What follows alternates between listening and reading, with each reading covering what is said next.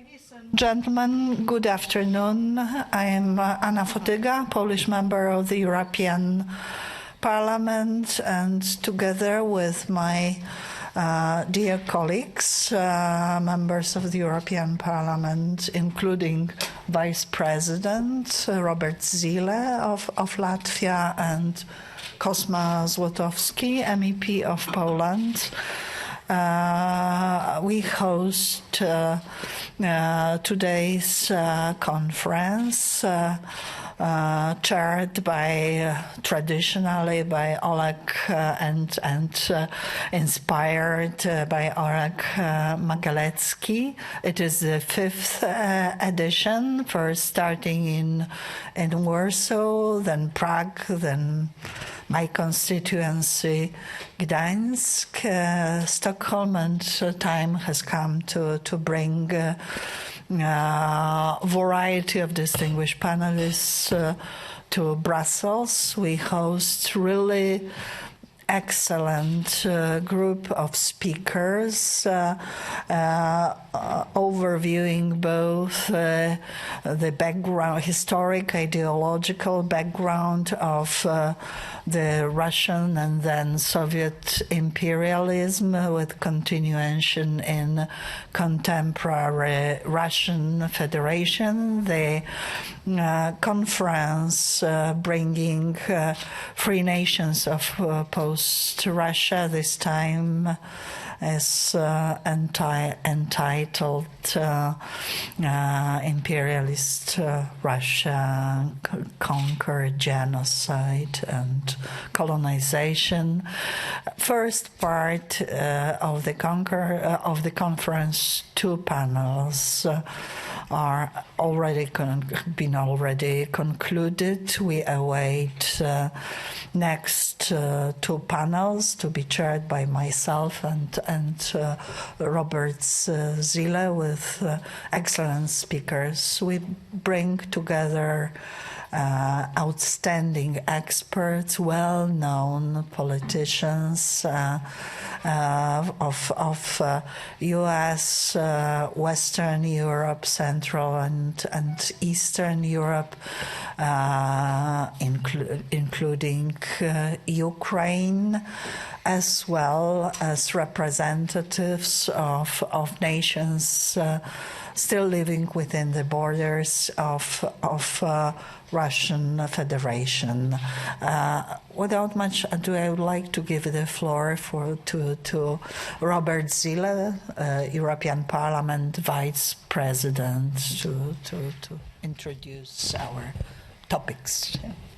Good afternoon. Well, thank you, Anna, and honorable participants of the conference. I think I really would like to thank Anna for this initiative, and it was in the right time, in the right place in the European Parliament.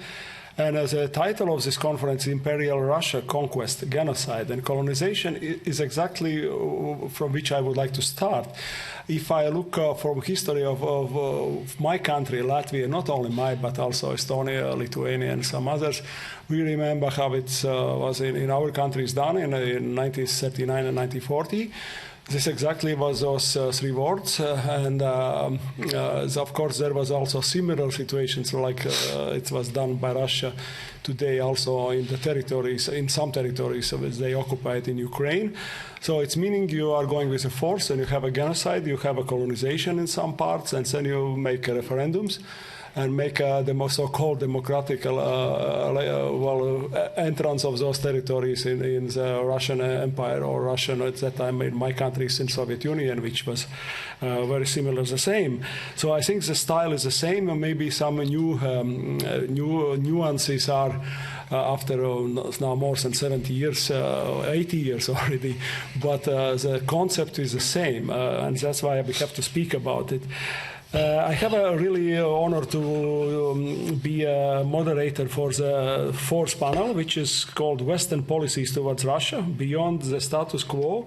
I have a distinguished speakers from Russia, from UK, from US, from Spain, from Serbia, and others. So it would be really interesting. And I think this 4th panel, it's a Western policy towards Russia. So, and I would like, of course, to expect from participants of this panel to say, what does it mean, a victory of Ukraine in the war? How it looks from the West, from their view, how it should look or how it looks like in reality. And I think it's a very important issue. Does it mean only liberation of territories? Does it mean special tribunal for those who made the crimes? What does it mean really, or the demilitarization of Russia, and so on? I think it's a crucial point to understand what Western democracies means with the victory of Ukraine in the war. So I think we will get some answers and would be interesting debate. So welcome to this also afternoon session. So thank you very much. Thank you, Robert. Our stance vis-à-vis Ukraine is very clear, and of course, whole conference take part in the context of the war of aggression waged by Russian Federation against Ukraine. We put it clearly in 2014 with a full-scale invasion on 24th of February. Unbelievable atrocities. The stance of the European Parliament, thanks to us, to our colleagues, is quite clear. We want a victory of Ukraine, clear, pushing Russia out of territory, internationally recognized territory, including Crimea. We want it to be done, of course, as soon as possible, with pushing for Western assistance, both in terms of arms and munition and financial assistance to Ukraine. Also, the humanitarian relief to people, because there is also huge legal work already in progress, and we put the request for perpetrators not only of war crimes, that has adequate systemic solution to do within existing international law. But we also request putting those who are responsible for crime of aggression against Ukraine, and that is to be important pattern to be eventually included for other issues. But for this issue to bring political and military leadership of Russian Federation to justice, that is why we put this request for alignment of international community in solidarity, in providing for special tribunal to prosecute this crime of aggression. I would like to give the floor also for his remarks, although he is the third of us, to Kosma Złotowski, Polish MEP, who so ably also moderated the second panel. Ladies and gentlemen, the second panel I had an honor to lead was about the picture of Russia. We in the West have a picture of Russia as a monolith country. Russia from the south, but also Soviet Union, and now wants to be seen as one great country, but it consists from plenty of lands, countries, from plenty of different peoples. So there is a different, quite different picture we have drawn in this panel, and if the result of this war will be creation new countries. So there is material for this already.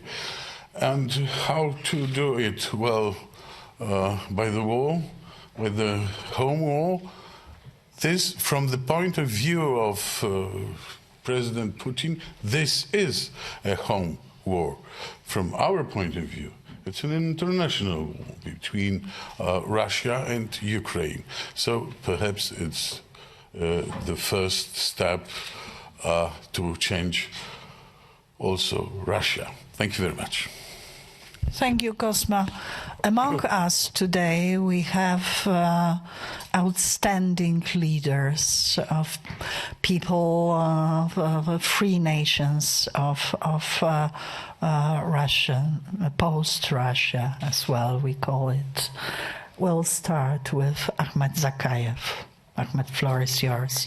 And then I ask all colleagues to take the floor. Please introduce yourself at the very beginning. Maybe I will stop speaking now because their knowledge and their contribution is what counts here, what is important.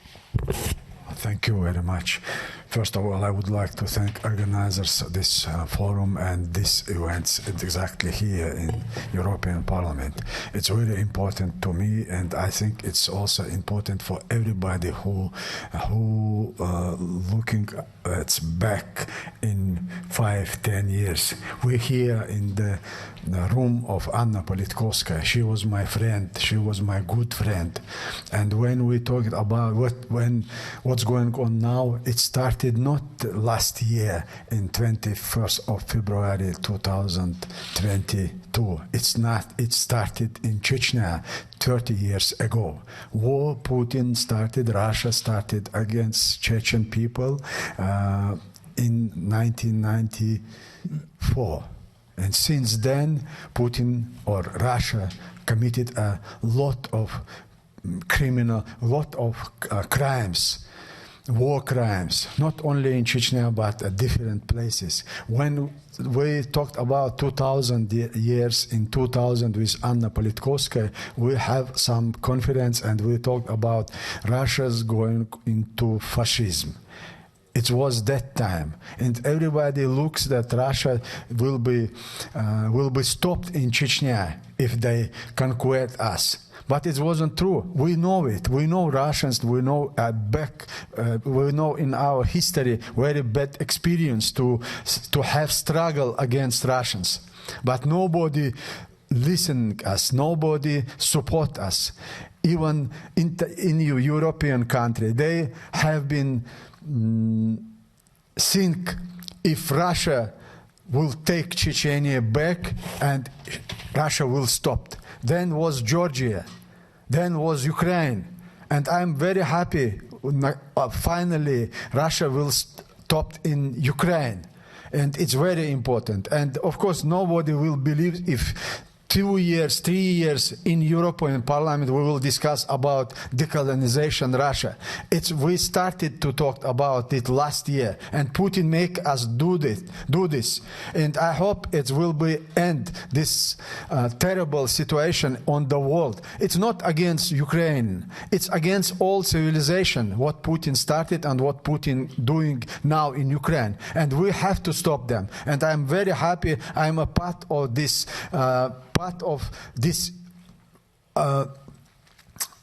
confrontation with Putin's, and we support Ukrainians. We do whatever we can to do to support and to help them, and we will continue to do that. And I'm happy in European Parliament we have people who understood what is Russia doing in Ukraine and what will happen if they win in Ukraine. And we never let to do this, never let to win Russia in Ukraine. And I hope it will not happen ever. Thank you very much. Thank you. Yes, please. Hello, my name is Marina Khankhalaeva. I'm from Buryatia, and I representative Buryatian Movement for Independence. As you know, Buryatia in a very hard position because more than 300 years ago, Buryatia was conquered after 138 years bloody war. And so more than 300 years of colonization or politic. Now, Buryatia, I think now we clearly understand that our relationship with Russia is changing. We wish all of you well. You have to know that Marina Kankalaeva is a well-known, outstanding mezzo-soprano, well-known all over the world. We hear that. Thank you. Hello, ladies and gentlemen, and thanks very much for hosting us here. You're always very helpful in everything we do. My name is Ilya Ponomarev, and I represent Congress of People's Deputies that's recently established shadow parliament for Russia. And we are those people who are thinking what would happen after Putin and how that would happen. What would be the particular mechanisms of recreating new Russia, post-Russia, Russia Republic, whatever it would be called, because we think that the current Russian Federation went politically bankrupt with committing all the atrocities in Ukraine, and empire needs to stop being present on this platform. That's one of the last empires on Earth. It needs to be dismantled, but that doesn't mean that this space would become empty. And that's why somebody needs to think what would be next.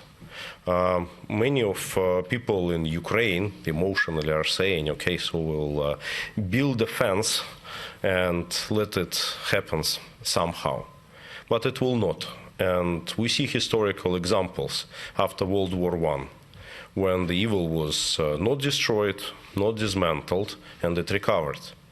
And only when it was a coherent effort of all the international coalition, of that time anti-Hitler coalition, today it would be anti-Putin coalition, that would take part in the reconstruction and rethinking, reshaping what would be on the place of Russian Federation. Without this, nothing would happen. Nothing happens by itself. And in the cooperation of the voices of free nations from Russia, that's where it would be born. Thank you. Now, last but not least, very important. Thank you very much. So this is not the presidential debate. Okay, sorry. Yeah, certainly. Anna, first of all, thank you very much. You can start this. Maybe for you. Anna, thank you very much for, first of all, for organizing it, this forum, but even more importantly, for taking the lead role. Somebody always has to take the lead in looking towards the future, in mobilizing political opinion, in mobilizing parliament, in getting everybody together. So, Anna, your work is outstanding on this question.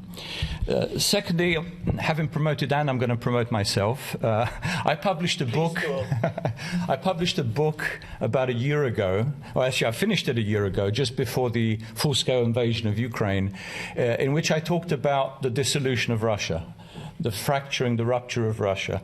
Well, I didn't have to change very much. I just had to speed up the timetable, because I do believe that what is now happening in Ukraine is exposing all of Russia's weaknesses. It's exposing its lies. It's exposing the fact people are actually talking about this, many for the first time, as an empire, as a colonial empire. And that is something new. So that is an achievement in and of itself. The book, by the way, is available on PDF, anybody wants. I could only bring one copy. And it will be, I'm very proud to say, it's being translated in Ukrainian and will be issued in Kyiv in the coming weeks. Third point I want to make is the fourth panel today. Do stay for it. We're going to be talking about Western policy. The problem with a lot of Western policy towards Russia is we always have these worst-case scenarios. I remember we had this with the collapse of the Soviet Union. My presentation is very brief, unfortunately. My presentation today is all the benefits of Russia's disintegration, the benefits for international security, the benefits for neighboring nations, the benefits for the global economy. So I will talk about this in the fourth panel. Very last point I want to make. I do believe every generation has a mission or can accomplish huge things. My generation, Anna's generation, we helped to overthrow communism and Sovietism. And that was a huge achievement to help the world. It's the generation, I see so many young people now from Russia or exiled from Russia that are working on these questions. It's your time. Your time has come. Your opportunity to overthrow Russian imperialism. The last, as Ilya said, the last empire in Europe, in Eurasia. So I'll be there along with you, but you have to do the work. Thank you. Well, then I have to introduce Janusz Bugajski. He is an outstanding American expert, well listened to in State Department, in Congress, and frequent contributor to very prestigious American and world media.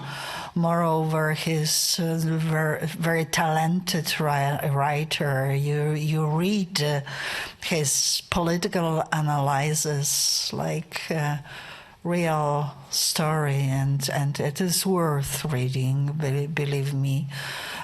He already participated in our events. I remember very valuable contribution on Circassians, also during conference or seminar here in the Parliament. Today, once more, we host the representative of Circassian nation. Remember, it was the genocide perpetrated by Tsarist Russia in contemporary times. Unbelievable story, and nations trying to once more to re-emerge, to come together, and indicating such powerful people like Fatima Tliso, a person heroic during Russian Federation times, then evacuated because of life threat by Americans to the U.S. Now, a well-known journalist contributing to American media. Please ask our distinguished colleagues questions. There is limited time, but still I think they are worth asking. Please.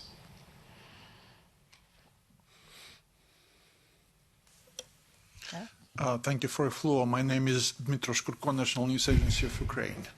It was amazed to see so many brave citizens of Russia today speaking about their own future and the future of their country.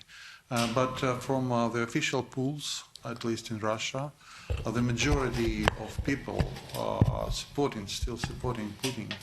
And they are just, follow the conscripts, and they go to Ukraine to kill and to be killed in there.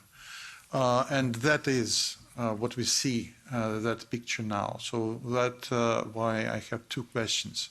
First, what kind of influence could EU have to change that mood among the Russian population, on all nationalities, I mean?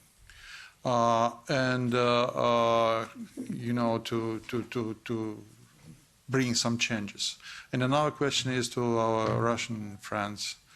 Don't you afraid that your absolutely heroic efforts will lead only for strengthening of repression and dictatorship, and that is a threat that Russia will overcome not to the new Europe but to new North Korea? Thanks. Well, I think that the question about the EU is to me. Am I right? Well, I think I put it quite clear. the way of influencing Russian community. There are brave people, there are Russians among us, and here actually it is mutual interaction with those Russian who feel the same, actually who actively engage in support of Ukraine, resisting the Russian war of aggression. When we speak about Ilya, he was sole State Duma member protesting annexation of Crimea, and now living in Kiev and supporting Ukraine. So that is easy, this kind of interlink. But that is our action, probably less direct to whole Russian society, sending arms and munition to Ukraine, financing Ukraine, helping Ukrainian people.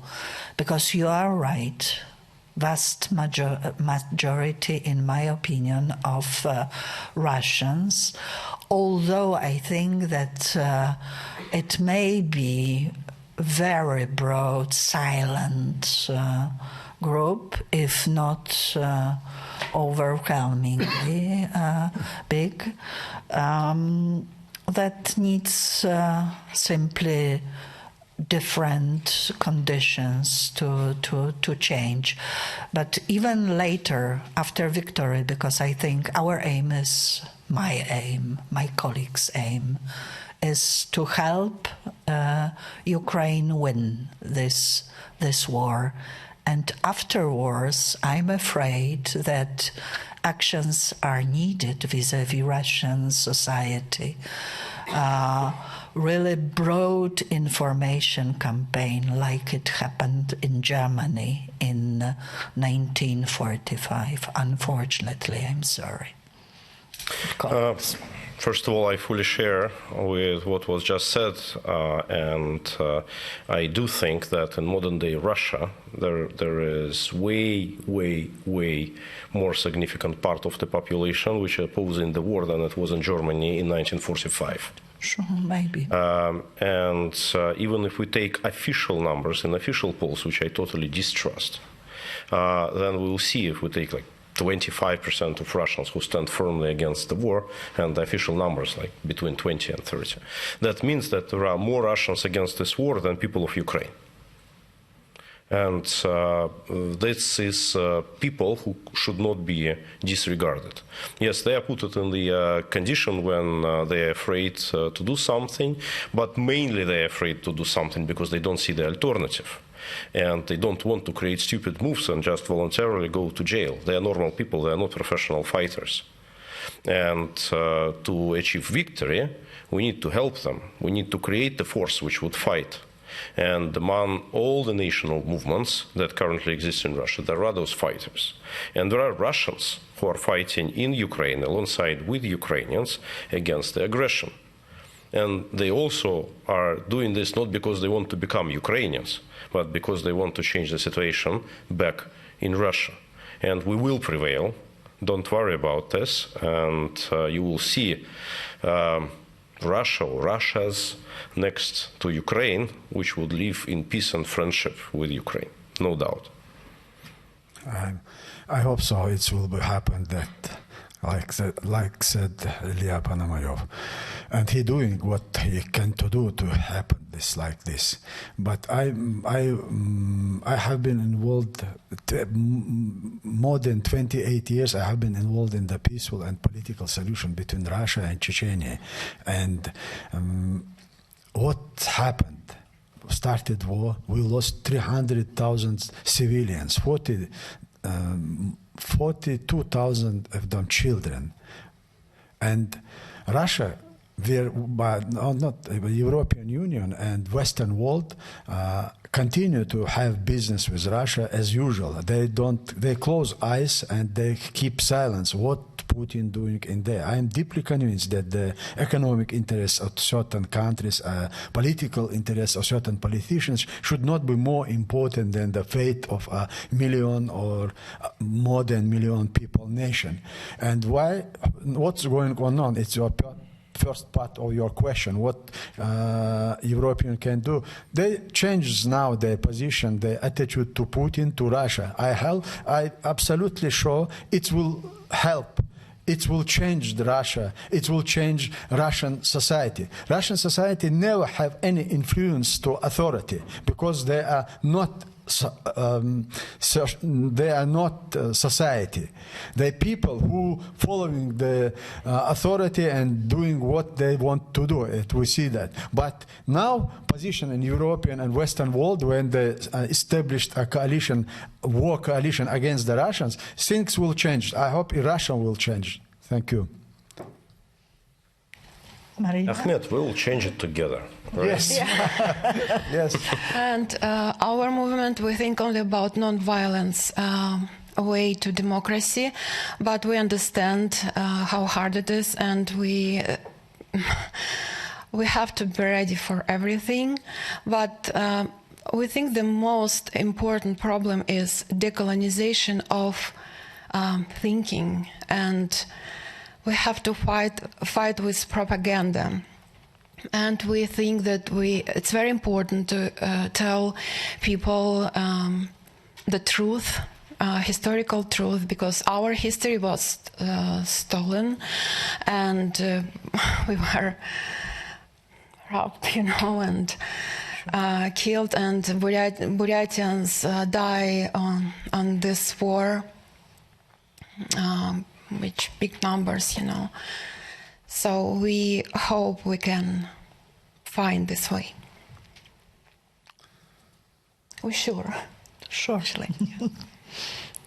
We support you, of course, and outstanding people,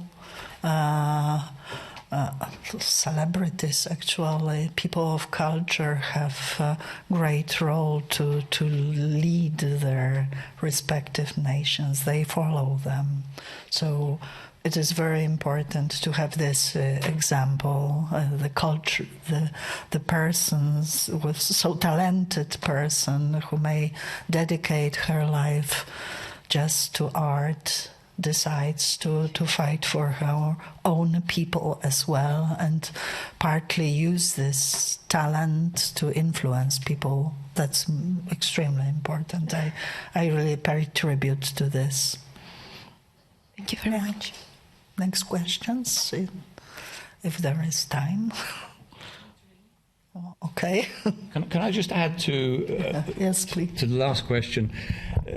Oftentimes one hears, and there's a certain amount of truth in it, it's up to the Russians or up to Russian citizens to change things, to do what they can to change the society, to change the polity and so on.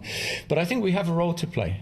We shouldn't be washing our hands. If we had said that 30 years ago before communism collapsed, we wouldn't have been supporting the democratic movements, the national liberation movements. We have a role to play, and this is why this forum is important. We can encourage, we can facilitate, we can give Russians a positive vision. It's not just simply a question of breaking up Russia. It's a question of creating new countries, new lands, new nations, new states. Well, nations are there, but new states that can then establish good relations with neighbors. It will be to their economic advantage. So it's not just the nations in Russia, it's the regions. There are some very rich regions in Russia that are being exploited by Moscow, and if they were left to as a state to control their own resources, I think they'd be in a much higher state of economic development, international trade, and eventually joining international institutions. I think it's an exciting time. I remember when the Soviet Union broke up and Czechoslovakia broke up and Yugoslavia, I said, well, I'm in a growth industry. I get a new country every week. So let's continue with that growth industry, this time with the so-called Federation of Russia.